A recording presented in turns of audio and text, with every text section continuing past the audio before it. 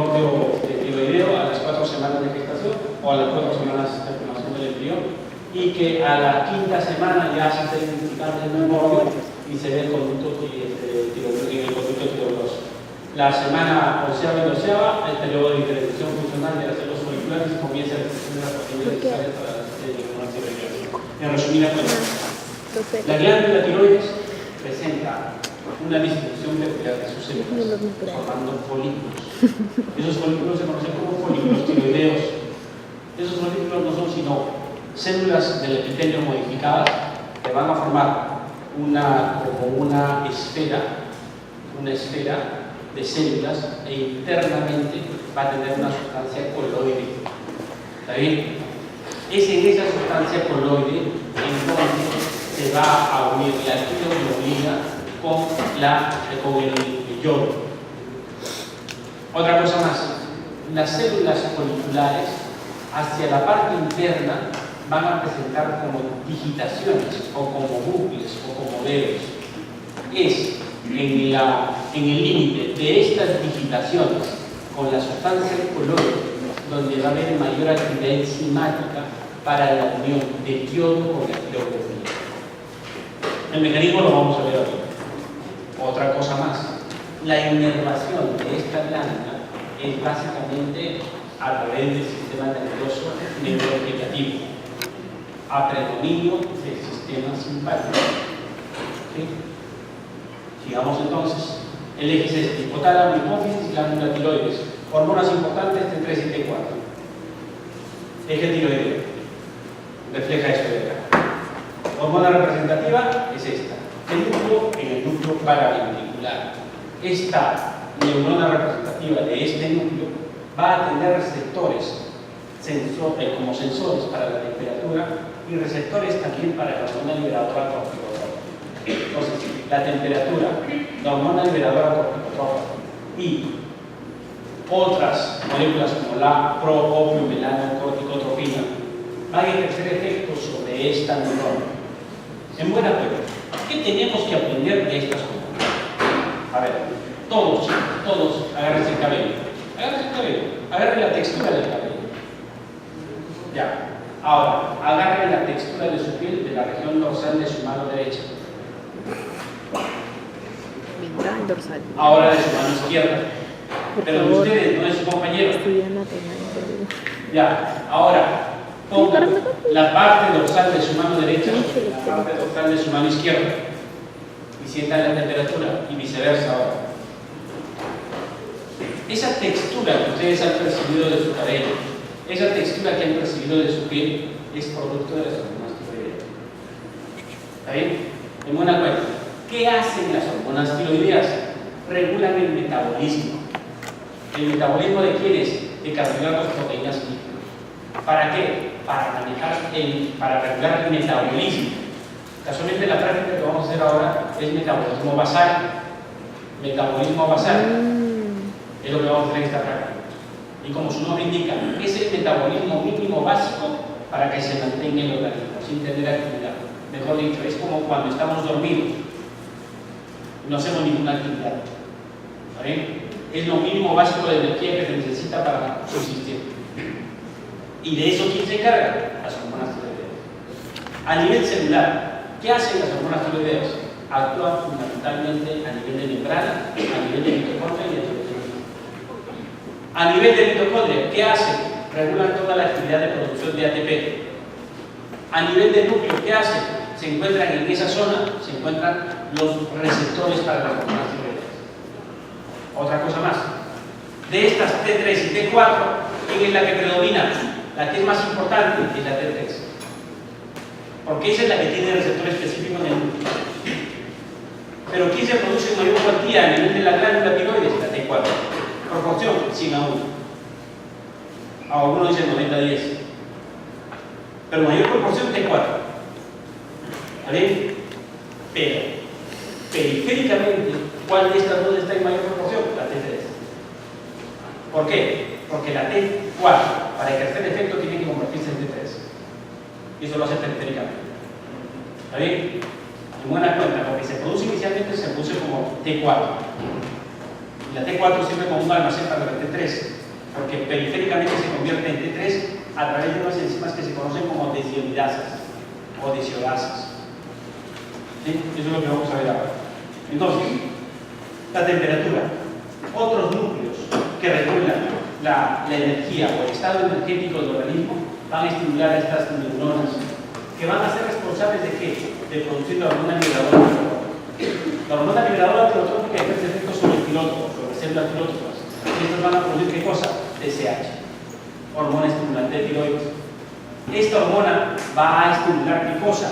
Va a estimular el ingreso de yodo en las células de los folículos tiroideos, de tal manera que finalmente produzca T3-T4. La concentración del T3-T4 puede regular mediante mecanismos de asa corta y asa larga, tanto en la hipófisis como en el hipotálamo. Y al mismo tiempo, T4, pase, yo pensé que era que iba a con el profesor.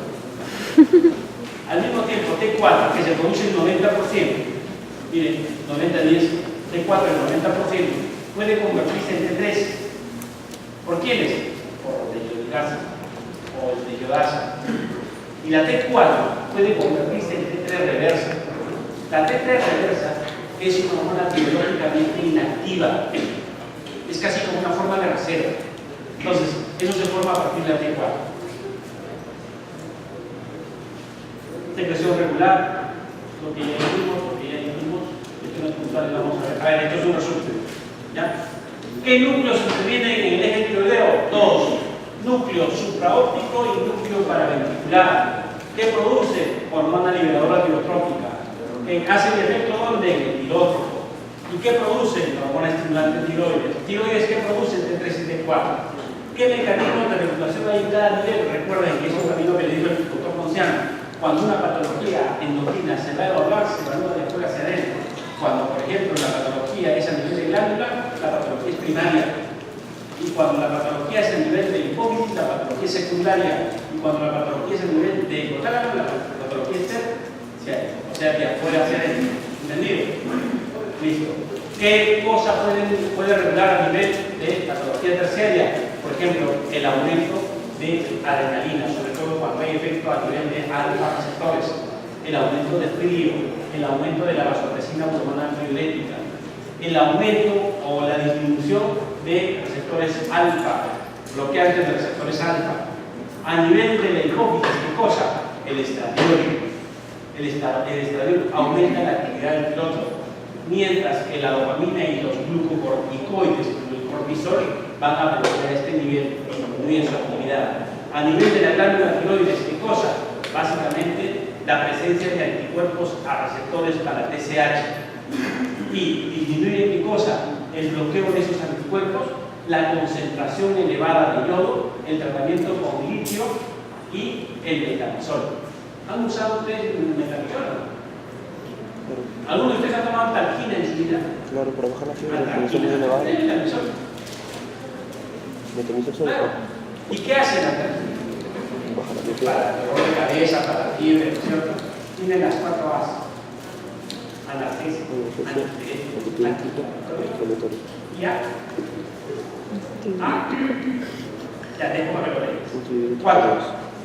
Hace 4 cosas. Hormonas tiroideas.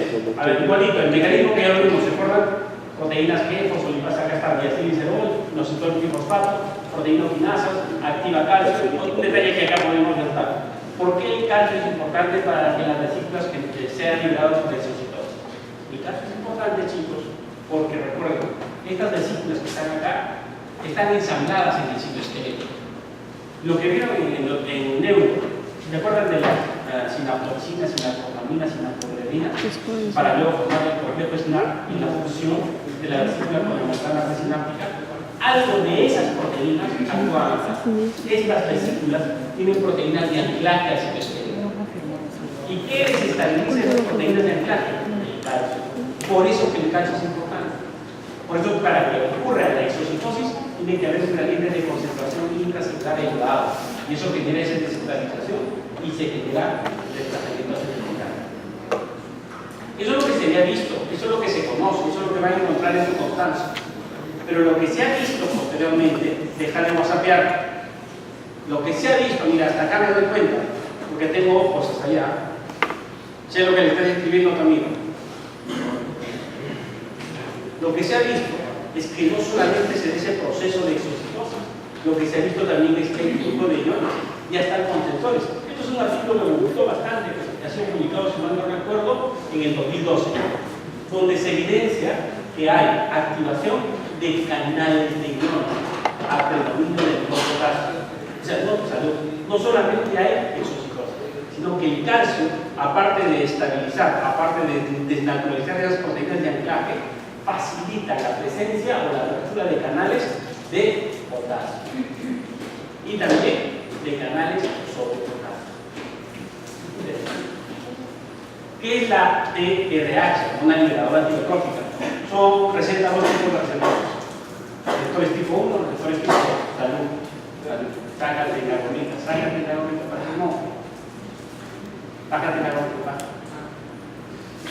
¿Ya? Dos tipos de receptores. Tipo 1 y tipo 2. Se distribuyen en forma diferente en el cerebro y los tejidos cerebrales, pero presentan afinidades de unión indistinguibles a TRH y análogos. Ambos pueden ser estimulados por TRH a los niveles máximos de señales vitales, pero exposiciones superiores al basal para R2, o sea, para por tipo 2, activan la señalización y se internaliza más rápidamente que TRH. ¿Cómo se refleja eso? O sea, dijimos que estos receptores están generalmente a nivel de núcleo, ¿cierto? ¿Qué pasa cuando hay mayor exposición a T3 y el requerimiento del organismo es mayor en energía?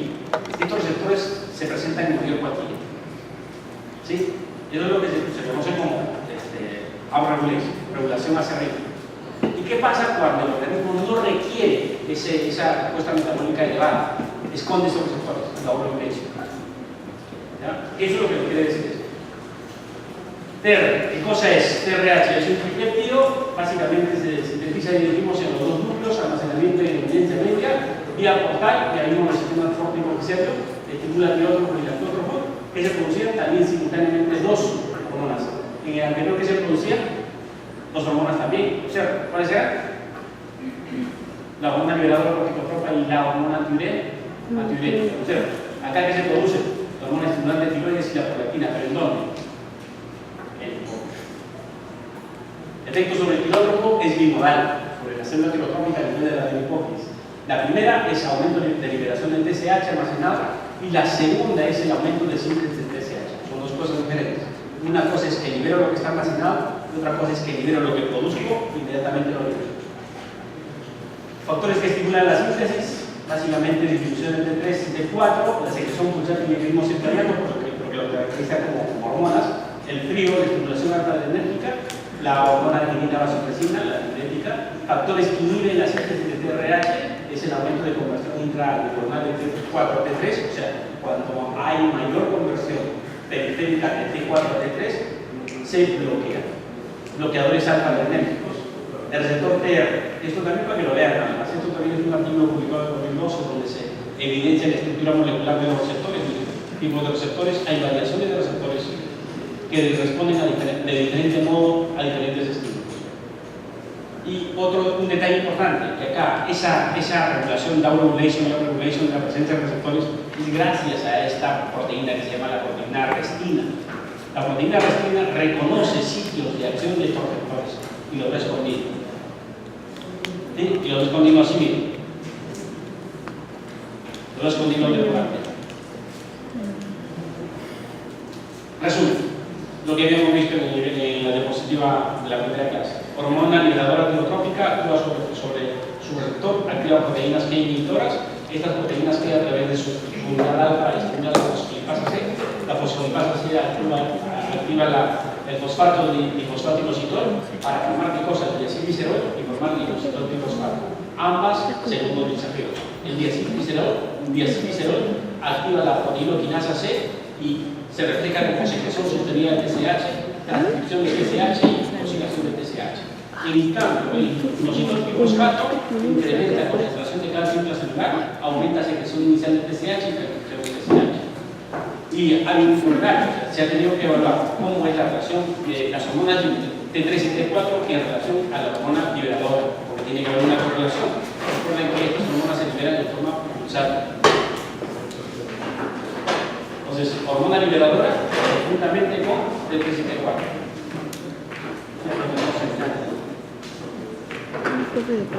15 minutos, 20 minutos, puntual. Ya. ¿Qué cosa es la TSH? Una estimulante de tiroides. Es una glicoproteína, estructura que presenta dos unidades, la alfa y la beta.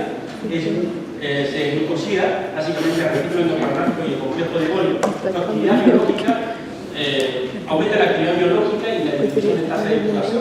El receptor, como vimos, de 7 dominios, es transmembrana, presenta dos unidades alfa y beta, pero el que le da característica y acción es la subunidad beta.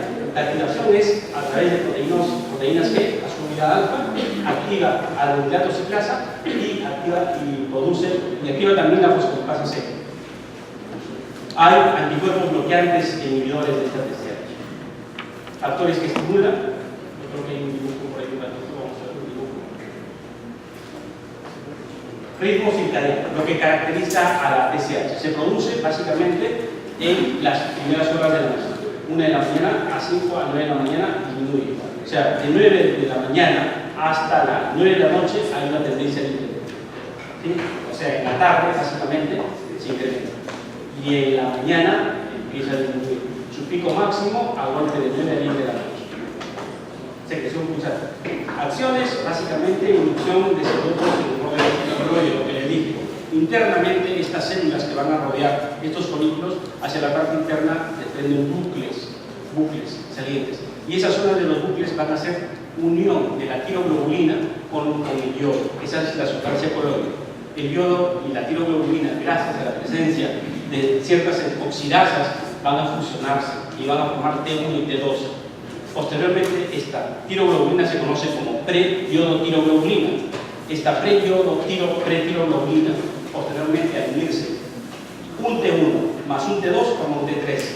Y al unirse dos T2 y otro T2, se forma T4. Y vamos a conseguir la yodo-tiroglobulina. Esta yodo-tiroglobulina nuevamente es llevada por endocitosis hacia dentro de la célula. Y ahí se libera T3 y T4 y luego pasan a torrente sanguíneo. Más o menos es lo que nos dice eso. Lo vamos a ver en gráfico. ¿Cómo es el metabolismo de yodo? A mencionar primero que la cantidad mínima diaria de yodo es de 150 miligramos en los niños, de 90 a 120 miligramos en los niños y de 200 miligramos en las mujeres estables. En realidad, el yodo se encuentra ubicado en diferentes compartimientos. A mencionar 3 compartimentos importantes: lo que es tejidos, la glándula tiroides y externamente en el líquido extracelular. En el líquido extracelular se encuentra aproximadamente 150 microgramos y la mayor cantidad en la glándula tiroides, más o menos en 8.000 microgramos. En órganos periféricos, en pequeñas cantidades, pero en forma de hormonas, en 600 miligramos. En forma de hormonas T3 y T4, dijimos que la mayor cuantía de producción es en forma de T4, pero periféricamente la mayor cuantía es de T3. ¿Por qué? Porque T4 se convierte en T3. ¿Cómo es este proceso? El proceso el ingreso de yodo lo que va a generar es el desplazamiento de yodo a estos diferentes compartimentos. Recuerden que acá está el pool almacenado. Por ejemplo, si ingresan 500 microgramos a nivel gastrointestinal, estos 500 microgramos van a pasar al pool del líquido extracelular. De esta región del líquido extracelular van a salir 425 microgramos de orina y 150 microgramos de este pool van a pasar a la glándula tiroides. Y de esta glándula tiroides van a retornar más o menos 40 microgramos al líquido extracelular.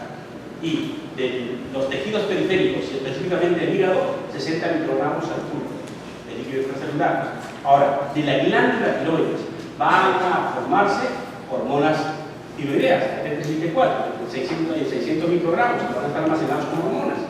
Pero de la glándula van a salir aproximadamente 75 microgramos. Y de estas hormonas van a pasar 75 microgramos en forma de T3 y T4 hacia el hígado para que sean metabolizados.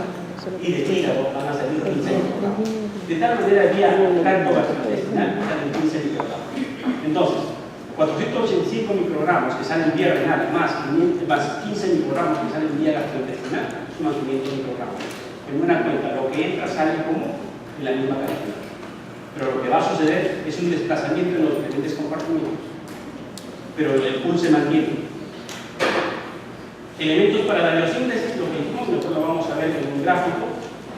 Este gráfico, artículo publicado en el 2012, que nos hace referencia a la presencia de hormonas especiales. Por ejemplo, si acá tenemos la TSH, producida por la demofobia.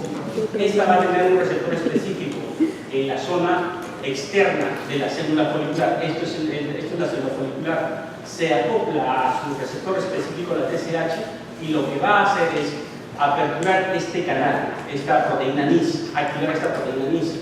¿Y esa activación en qué se va a reflejar? Se va a reflejar en el hecho de que va a haber un transporte sin por entre el sodio y el yodo. El transporte sin por del yodo en contra del gradiente de concentración. Recuerden que el órgano que más capta yodo es la glándula tiroides. En la glándula tiroides el yodo se encuentra en grandes cantidades en las células foliculares. Entonces, esta proteína NIS facilita el ingreso de dos iones de potasio y de un yodo. El yodo, este transporte se hace con gasto energético.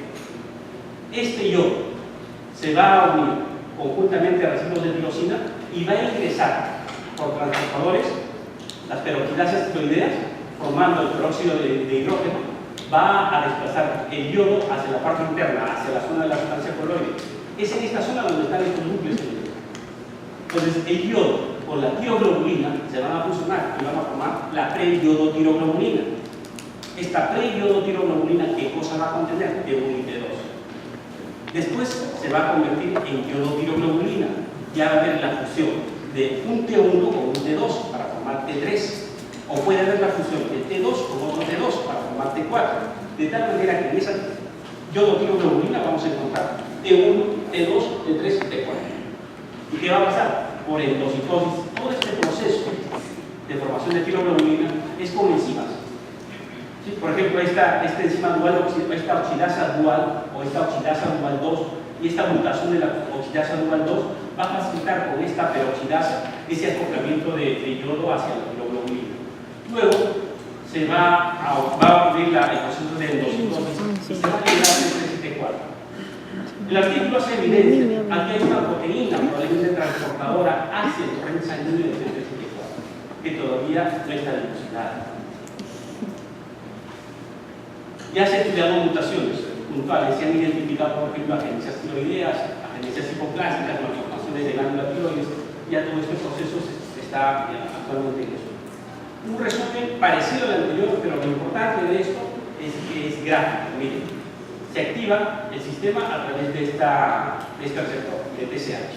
Ingresa yodo, el yodo ingresa, miren, acá está la tiroglobulina, residuos de tirosina unidos con yodo, mono, di, luego se convierte en mono, di, tri, tetra, mono, di, tri, tetra, y luego por endocitosis se libera el T3. Lo mismo, pero acá el detalle sería que existe una proteína especializada en el transporte de yodo hacia la sustancia coloide que se conoce como la pentrina. La pentrina va a tener actividad fisiológica o va a facilitar su transporte de yodo gracias a la presencia de la peroxidasa. Y la peroxidasa va a estar activa siempre en cuanto se encuentre tiroglobulina en el medio. Mejor dicho, el acoplamiento de la peroxidasa con la tiroglobulina facilita inmediatamente el ingreso del yodo a través de la pentrina. El transporte de yodo, lo que ya dijimos, y de repente lo que nos va a interesar para ver es el efecto fisiológico, para exhibir el gráfico. Acá están las peroxidasas tiroideas. La tiroglobulina es una lipoproteína de 5.496 aminoácidos, una estructura de 140 residuos de tirosina, un contenido de yodo de 0.1 a 1%, número de moléculas, las que dijimos, mono, di, tetra, tri, síntesis en retículo endoplasmático rugoso, glicosilación y el complejo de Golgi, y se le encuentran en vesícula. La iodación, a ver acá, esto ya básicamente para la importancia fisiológica, condiciones que disminuyen la conversión calórica, la dieta de carne, la restricción calórica, la enfermedad hepática, la enfermedad sistémica, las drogas y la dependencia cerebral. Esto es importante porque después lo vamos a ver en las últimas diapositivas en el manejo clínico. Les decía de que generalmente las hormonas de naturaleza liposoluble, su transporte en el torrente sanguíneo era mimetizado. Y eran mimetizados porque se unían a proteínas transportadoras, ¿no es cierto? Y habíamos mencionado 3 tipos de proteínas transportadoras. ¿Cuáles eran? La globulina transportadora, la albúmina y la T-albúmina. Y esto es el caso para las hormonas tiroideas. Bien, la T3 y T4 se unen fácilmente a la globulina transportadora de las hormonas tiroideas. En cambio, la albúmina es básicamente o predominantemente que se va a unir a ella va a ser la T3 y en menor cuantía la T4. Y para la prealbúmina, la única a la cual se va a unir es la T4. Entonces, ni bien se producen estas hormonas, la que va a estar en mayor cuantía va a ser la prealbúmina, porque es la que va a estar en mayor producción, la T4, y esa se va a comportar a través de la prealbúmina.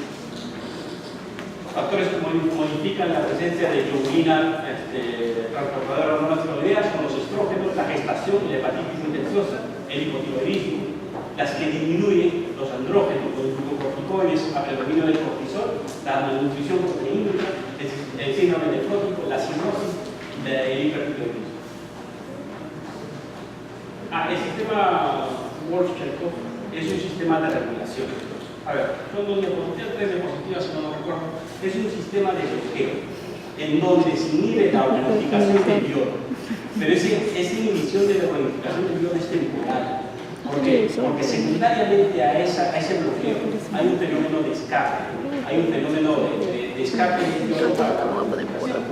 Entonces, este fenómeno de escape lo que hace es, se produce debido a la disminución de la concentración de yodo inorgánico, secundaria a la baja regulación de los transportadores sodio-ioduro, o sea, de la proteína NIS que está en la membrana, vasolateral de las células foliculares tiroideas. Inicialmente hay una disminución y hay una disminución de la captación, pero después el yodo inorgánico se incrementa y la bonificación disminuye. Eso básicamente es el problema. Y eso se va a dar cuando hay excesiva cantidad de yodo presente. Lo importante de esta diapositiva, básicamente esto es lo que está acá abajo. Tiempo de vida media de T4, 7 días. Tiempo de vida media de la T3, 1 día. Tiempo de vida media de la T3 reversa, 0.2 días. Esto es lo que tiene que quedar acá abajo.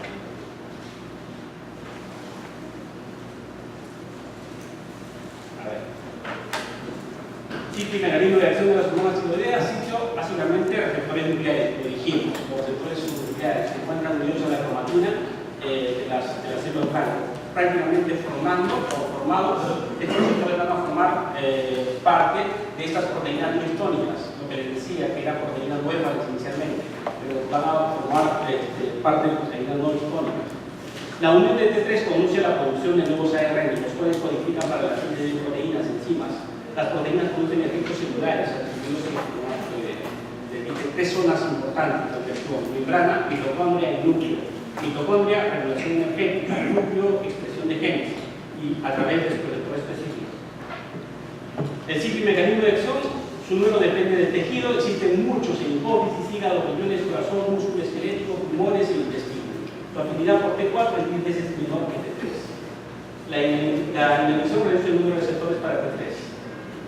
Acá resumen de cómo actúan las hormonas: hipotálamo, hipófisis, hormona liberadora tiroidrópica, hipófisis, tiroides, hormona estimulante tiroides. Se produce T4 90 a 10 de proporción. Ingresan los dos, pero la conversión es mayor que el T3, porque el T3 tiene receptor específico, receptor de hormona tiroidea. Este es el que se va a unir al elemento de respuesta a hormona en el ADN, se inicia la transcripción. Igual, tal vez un caso peculiar es esto, a nivel del sistema nervioso. Un detalle importante, artículo publicado en el 2012, en el cual hace referencia a que para que T4, que llega a través de los capilares hacia el estrocito, va a requerir una proteína especial, la OATP14. Esta proteína que se encuentra en la membrana del estrocito va a ser necesaria para que la T4 ingrese al estrocito y del estrocito pase a la neurona. Pero otro detalle más, para que T4 o T3 pueda ingresar a la neurona, requiere también de otra proteína, la MCT8, que va a facilitar el ingreso de T3 a T4. Internamente T4 tiene que convertirse en T3. Igual acá, la T4 tiene que convertirse en T3, mientras que en el astrocito la conversión de T4 a T3 es por la desfibrilasa tipo 2, en la neurona la conversión de T4 a T3 es por la desfibrilasa tipo 3. La T3 encuentra su receptor en neurona y se expresa. Otro sistema, publicado también en otro artículo publicado en el 2011, hace referencia a que el T3 no necesariamente busca su receptor específico del núcleo, sino que citoplasmáticamente ejerce otros efectos, como les había mencionado, a nivel mitocondrial, cuyo mecanismo de acción todavía no está muy bien dilucidado, pero se ha evidenciado de que regula toda la actividad mitocondrial, sobre todo en la regulación de la producción de ATP. Y también puede, a través de la deshidratación tipo 3, convertirse en T2 y salir a través de estas proteínas MST2. Otro mecanismo, pueden encontrarse acoplados a su receptor y estar temporalmente en el citoplasma.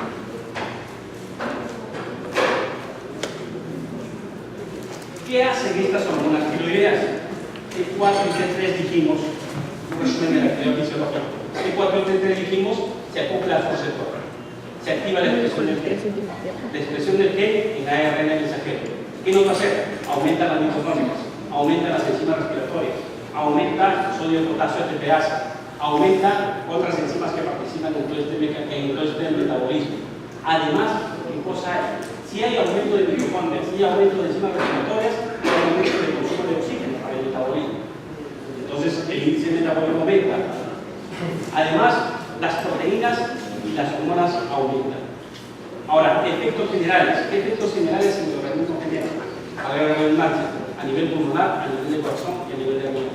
A nivel pulmonar, aumenta el CO2 y aumenta la ventilación.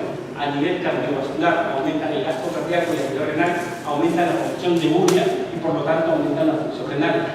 Pero a nivel de desarrollo, en dos sistemas, básicamente el sistema óseo y en el sistema nervioso central. ¿Qué hacen? Regulan el crecimiento y desarrollo del hueso y regulan el crecimiento y desarrollo del sistema nervioso central. Básicamente la función sistémica.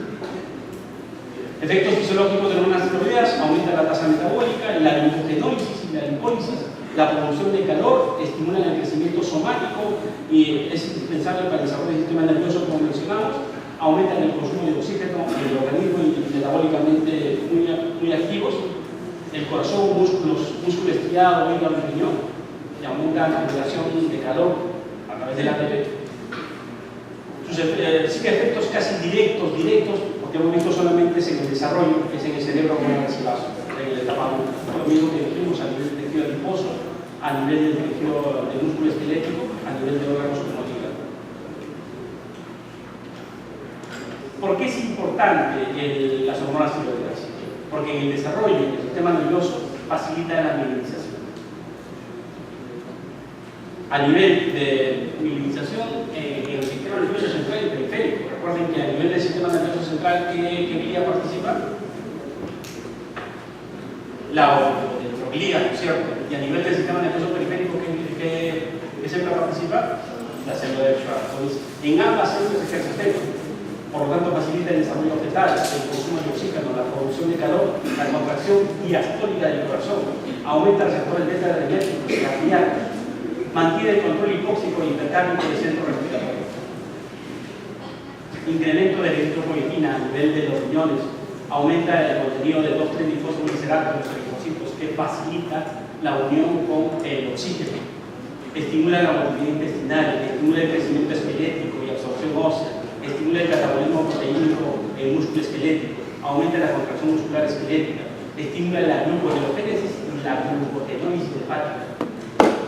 Incrementa la gluconeogénesis y la glucogenólisis hepática, además aumenta los receptores hepáticos, incrementa la lipólisis, incrementa la tasa de recambio hormonal y de drogas. Miren, todo esto, chicos, se resume en manejo y control de calórico, de metabolismo, regulación de metabolismo. Todo esto tiene todos los niveles metabólicos, en carbohidratos, en ácidos grasos y proteínas. Condiciones peculiares. A nivel fetal, TSH aumenta la 20ª semana, su pico máximo en la 28ª semana, T4 pico máximo en la 35 y 40ª semana, T3 indetectable y T3 reversa es alto. En el recién nacido, ¿qué encontramos? TSH elevado, T4 elevado, T3 elevado y incluimos T3 reversa. En la gestación se aumenta la depuración de yodo y aumenta la hemoglobina transportadora de hormonas tiroideas. Aumenta T3 y T4. La gonadotrofina coriónica humana, producida por la placenta, va a tener una actividad agonista con la TSH, parecida a la TSH. En el adulto mayor, ¿qué sucede? Hay una disminución de la secreción y depuración de T4. Lo que dijimos también, la conversión de T4 en T3 y T3 reversa. Pruebas funcionales pueden manejarse para identificar la actividad de la glándula tiroides, la prueba de captación de yodo, la prueba de detectación sérica de T4 total, T3 total, T4 libre, por radio 1 ensayo, la tiroglobulina, la prueba de supresión de T3, pruebas de descarga de clororato y anticuerpos específicos, prueba de titulación de hormona liberadora de tróficos. Alteraciones fisiopatológicas, rápido, son 4 diapositivas, 5 diapositivas, creo. Enfermedades tiroideas, grupo grande, la tirotoxicosis, el hipotiroidismo, la tiroiditis, tumores. Tirotoxicosis, la más importante, enfermedad de cáncer. En hipotiroidismo, secundaria, secundaria, terciaria. Acá podemos encontrar también algo de ello. En tiroiditis, la tiroiditis de Hashimoto, en tumores benignos y malignos. Los más frecuentes en benignos, adenomas. En malignos, el carcinoma papilar. Para mencionar, hay alteraciones anatómicas y nutricionales. En anatómicas encontramos el bocio, crecimiento de la glándula. El bocio puede ser difuso o nodular. El nodular puede ser uninodular o multinodular. A nivel funcional, podemos encontrar hipotiroideo, hipertiroideo o hipotiroideo, mejor dicho, con mayor actividad, menor actividad o con actividad normal. Estos son algoritmos para diagnóstico. No viene al caso, pero por lo menos conozcan que existe una serie de algoritmos para diagnosticar, por ejemplo, hipotiroidismo subclínico, hipotiroidismo, hipertiroidismo subclínico o hipertiroidismo propiamente. Igual, algoritmos existen y hay otros algoritmos que yo puedo manejar y más adelante van a ver en fisiopatología. Y esto también sería lo más importante. Bien, hipotiroidismo. Cuando decimos hipotiroidismo, ¿qué estamos diciendo? Las hormonas tiroideas por debajo de lo normal, ¿cierto? Y si dijimos que las hormonas tiroideas regulan el metabolismo, la condición de manifestación clínica, ¿cuál sería? ¿Cómo sería? A ver, coméntenos.